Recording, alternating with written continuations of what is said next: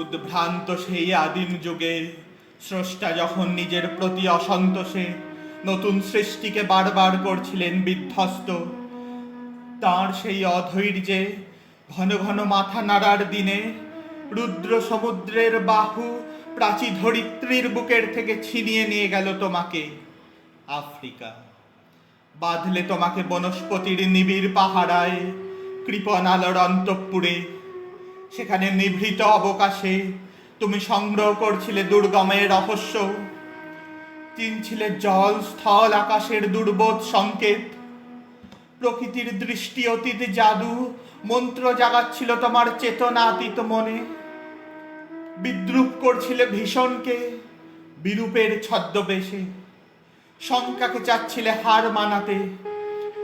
আপনাকে উগ্র করে বিভীষিকার প্রচণ্ড মহিমায় তাণ্ডবের দুন্দুভিনী নাদে।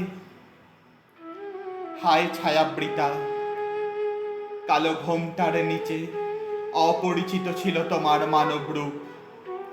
উপেক্ষার আবিল দৃষ্টিতে এলো ওরা লোহার হাতকড়ি নিয়ে, নখ যাদের তীক্ষ্ণ তোমার নেকড়ের চেয়ে।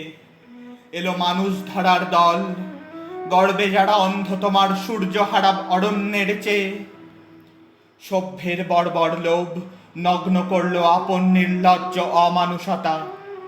তোমার ভাষাহীন ক্রন্দনে বাষ্পাকুল অরণ্য পথে পঙ্কিল হলো ধূলি, তোমার রক্তে অশ্রুতে মিশে।